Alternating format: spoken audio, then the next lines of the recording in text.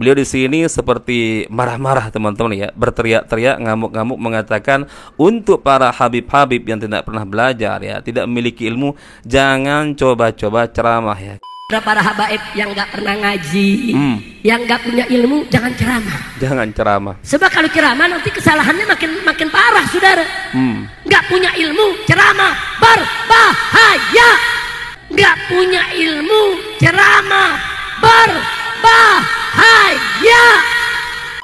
Al-Hamid ngeluarin rantai emas dari langit. Keramatnya Al-Hamid tuh, ngeluarin rantai emas dari langit sampai ke bumi. Ngeluarin rantai emas dari langit sampai ke bumi.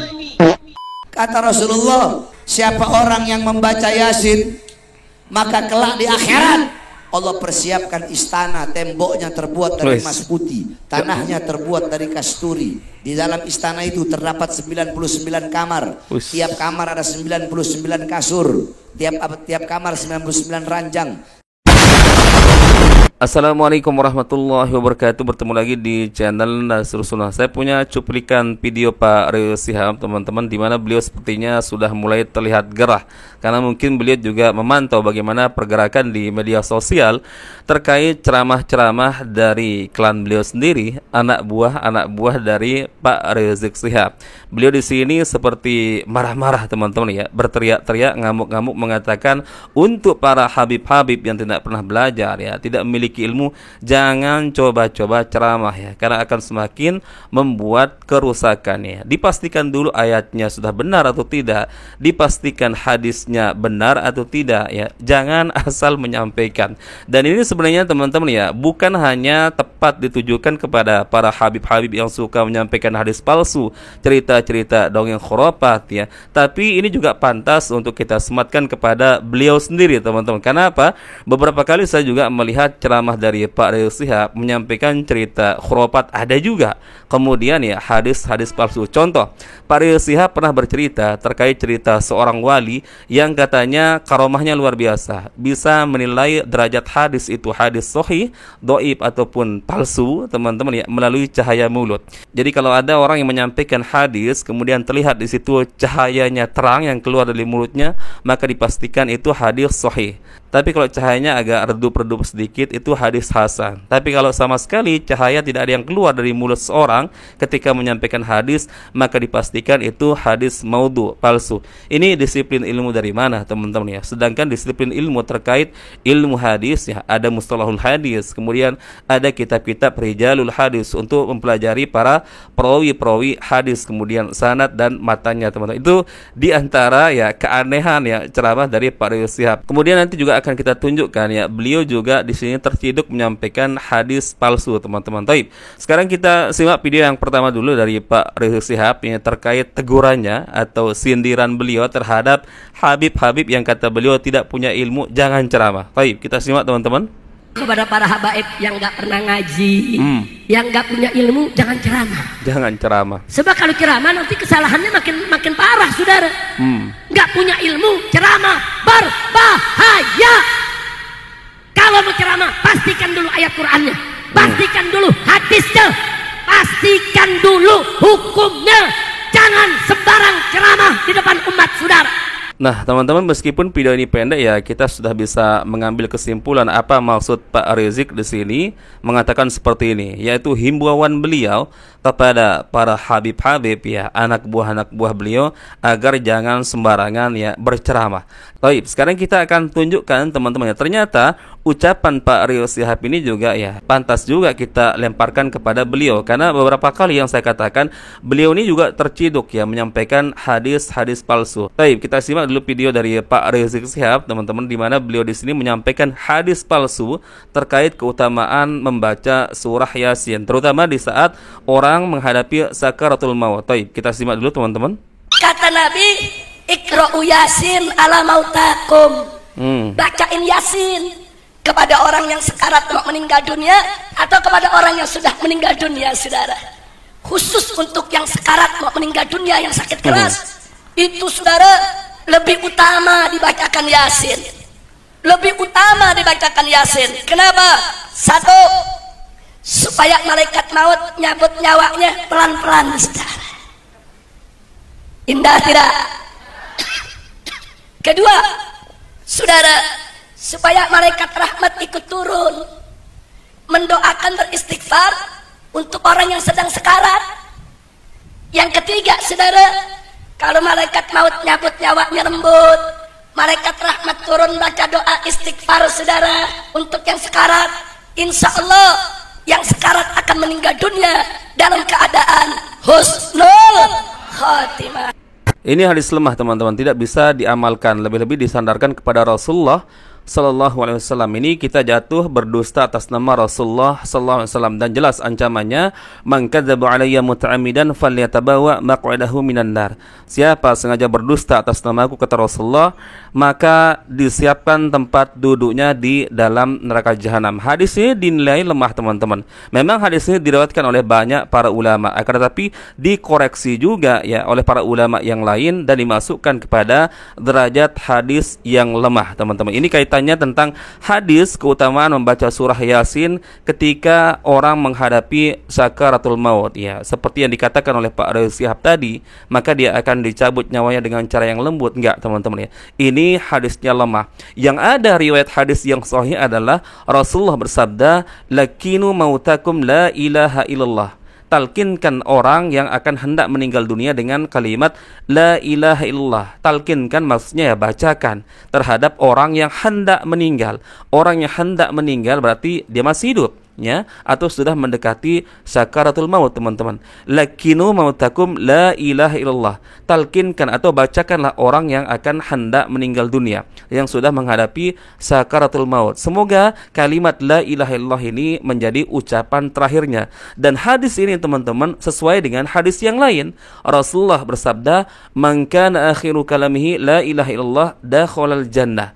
Barang siapa yang akhir kehidupannya lisannya mengucapkan kalimat terakhir yaitu la ilaha illallah, maka dia akan masuk surga. Ya, artinya hadis tersebut kedua-duanya sahih teman-teman. Nah, makanya ini menjadi bantahan apa yang dikatakan oleh Pak Riyazi Shihab ya, yaitu keutamaan membaca surah Yasin terutama bagi orang yang sakaratul maut. Jadi hadis ini lemah teman-teman, sangat berbahaya kalau kita sandarkan kepada Rasulullah sallallahu alaihi wasallam, maka kita sudah membuat kedustaan atas apa yang tidak pernah diucapkan oleh Rasulullah sallallahu alaihi wasallam. Taib. Sekarang kita simak ini juga sama teman-teman ya, dari Bahar bin Smith yang menyampaikan hadis yang sangat-sangat palsu teman-teman terkait keutamaan membaca surah Yasin. Ini sudah banyak direaksi teman-teman oleh para YouTuber yang lain, kemudian dikomentari juga oleh para ustadz, para kiai terkait kepalsuan hadis yang disampaikan oleh Bahar Smith tersebut. Baik, kita simak teman-teman. Kalian baca Yasin, kalian niatkan untuk orang tua dalam kubur. Kata Rasulullah, man qara'a Yasin, siapa orang yang membaca Yasin, maka kelak di akhirat Allah persiapkan istana, temboknya terbuat dari emas putih, tanahnya terbuat dari kasturi. Di dalam istana itu terdapat 99 kamar. Tiap kamar ada 99 kasur. Tiap kamar 99 ranjang. Tiap ranjang 99 kasur. Tiap kasur 99 bidadari. Tiap kasur 99 bantal. Setiap bantal 99 bidadari. Wallahi teman-teman, ini hadis palsu. Coba tunjukkan referensi dari Bahar Smith ini. Dia dapat dari mana teman-teman? Kalaupun ada di kitab para ulama, maka biasanya ulama juga menjelaskan bahwa hadis ini derajatnya adalah palsu atau minimal lemah teman-teman ya. Saya sudah pernah membaca terkait keutamaan katanya surah Yasin, faedahnya ini bisa memberikan syafaat katanya dan segala macam teman-teman. Kebanyakan keutamaan tentang surah Yasin itu riwayatnya tidak bisa dipertanggungjawabkan teman-teman. Namun bukan berarti kita tidak boleh membaca surah Yasin. Jangan salah, jangan di-framing teman-teman ucapan saya ini seolah-olah tidak memperbolehkan membaca surah Yasin. Silahkan baca teman-teman kapanpun maunya, mau di hari Senin, Selasa, Rabu, Kamis, Jumat sampai dengan hari Minggu, atau mau malam Senin, malam Selasa sampai malam Minggu, terserah. Tapi jangan membuat-buat cerita atau memberikan keutamaan tertentu teman-teman terkait surah Yasin yang sama sekali tidak pernah Rasulullah sebutkan Yasin, lalu kalian menyandarkan kepada Rasulullah, seolah-olah Rasulullah pernah memberikan keutamaan tentang surah Yasin. Gak boleh itu teman-teman ya. Kalau membacanya silahkan, asalkan jangan menghususkan misalkan di malam Jumat ya, karena keyakinan misalkan kalau kita membaca surah Yasin di malam Jumat ini dan ini, gak ada teman-teman. Kalau hadis yang sahih terkait keutamaan membaca surah Al-Quran di malam Jumat itu ada, tapi yang disebutkan adalah surah Al-Kahfi teman-teman. Tapi terkhusus untuk surah Yasin teman-teman, kebanyakan para ulama mengomentari bahwa derajat hadis-hadis tentang keutamaan surah Yasin itu kebanyakan palsu ya, atau lemah teman-teman ya. Tapi kalau membaca surah Yasin teman-teman bebas, mau hari apapun, mau malam apapun terserah. Tapi jangan membuat-buat cerita tentang keutamaan surah Yasin ini sedangkan Allah dan Rasulnya tidak pernah mengatakan seperti itu. Maka ini jatuhnya kita berdusta atas nama Allah, berdosa atas nama Rasulullah SAW. Dan jangan membuat waktu khusus terkait membaca surah Yasin ya, karena memiliki keyakinan kalau dibaca malam ini, di hari ini, jam ini, maka keutamaannya seperti ini. Enggak ada teman-teman ya. Kita harus kembali kepada penjelasan para ulama terkait apakah Rasulullah pernah mengatakan seperti itu atau tidak. Karena dalam agama Islam teman-teman sudah lengkap aturannya.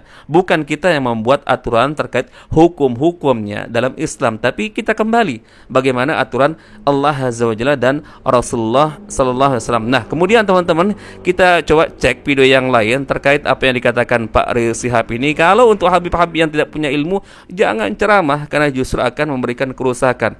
Banyak sebenarnya teman-teman ya. Bukan hanya habib-habib yang tidak pernah sama sekali belajar teman-teman. Bahkan habib-habib yang sudah sekolah katanya sampai di kota Tarim, banyak juga mereka menyampaikan ya cerita-cerita bohong, hadis-hadis dhaif. Coba kita simak di antaranya teman-teman. Ini ceramah model apa? Ini bukan Al-Quran, bukan hadis. Ini hanya cerita-cerita dusta teman-teman. Baik, kita simak dulu. Kemudian Habib Muhammad bin Ahmad Al-Muhdara itu keturunan Al-Imam Syekh Habib Bakar bin Salim. Punya anak 13 jadi wali semua. Anaknya beliau 13 jadi wali semua. Ketika beliau meninggal, ini anaknya pamer keramat. Ayo siapa ini yang kira-kira gantiin Aba? Al-Hamid ngeluarin rantai emas dari langit. Keramatnya Al-Hamid tuh, keluarin rantai emas dari langit sampai ke bumi. Keluarin rantai emas dari langit sampai ke bumi. Lagi ngobrol sama kakaknya Al-Muhdar nih, Syekh Umar Muhdar. Ayo wahai Syekh Umar Muhdar, dilihat keramatannya, nurunin rantai emas dari langit. Sampai ke depan dia. Ini Habib Syekh Umar Muhdar ketawa doang. Dibilang sama adiknya, Al-Hamid, coba lihat tuh paling atas siapa? Gak tahu ada Syekh Umar Muhdar megangin rantai dari atas. Lebih hebat saya, katanya. Tuh anak-anaknya bagaimana abaknya? Ini apa-apaan teman-teman. Ini bukan Al-Quran, bukan hadis. Cerita juga, cerita bohong. Apakah kira-kira ini menurut Pak Rizik Syihab ya, orang seperti ini layak untuk berceramah? Ya, ini si Ali Jindan teman-teman dengan segudang cerita khurafatnya. Ada yang kisah si Maman yang katanya tidak pernah beribadah, banyak maksiat, tapi karena cinta kepada para habaib, ketika dia meninggal dunia, ada seorang habib yang menulis surat di bawah kepalanya, kemudian dia bisa dijamin masuk surga tanpa hisab. Cukup kamu kasih surat ini kepada malaikat Munkar wa Nakir. Lalu ini lagi apa? Ya, ada perlombaan karomah katanya teman-teman. Jadi ini bukti bahwa di antara mereka itu pemahamannya tentang karomah itu bisa dimunculkan sesuka hati mereka. Padahal sebenarnya kalau menurut Al-Quran dan Sunnah, konsep tentang karomah itu adalah merupakan murni pertolongan dari Allah Azza wa Jalla. Dan terkadang orang yang diberikan karomah tersebut tidak tahu kalau itu adalah karomah teman-teman, muncul begitu saja ketika kondisi sudah terdesak teman-teman. Lah ini katanya perlombaan sesama saudara, coba tunjukkan karomah kalian satu-satu. Ada yang menurunkan rantai emas katanya dari langit teman-teman.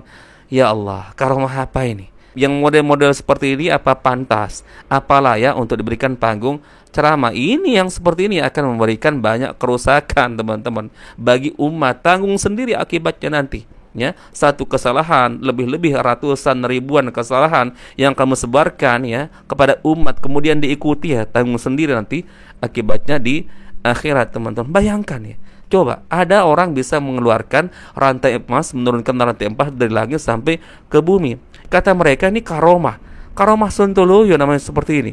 Kalau ada yang benar bisa mengeluarkan rantai emas dari langit sampai ke bumi, ini tentu dunia heboh teman-teman. Tentu sudah tersebar cerita ini teman-teman mendunia. Bayangkan rantai emas dari langit sampai ke bumi. Apa enggak kumpul ya jutaan orang untuk menyaksikan teman-teman? Coba silahkan kalian nilai teman-teman. Dan menurut kalian apakah pantas seperti si Ali Jindan, kemudian si Bahar Smith ini, kita lemparkan pertanyaan kepada Pak Rizik Syihab, apakah mereka-mereka ini layak diberikan panggung ceramah. Baik, mungkin itu yang bisa kita share-share teman-teman di video kali ini. Semoga bermanfaat untuk sharing-sharing kita. Insyaallah kita bertemu lagi di video berikutnya. Barakallahu fikum. Salam walad, salam akal sehat. Assalamualaikum warahmatullahi wabarakatuh.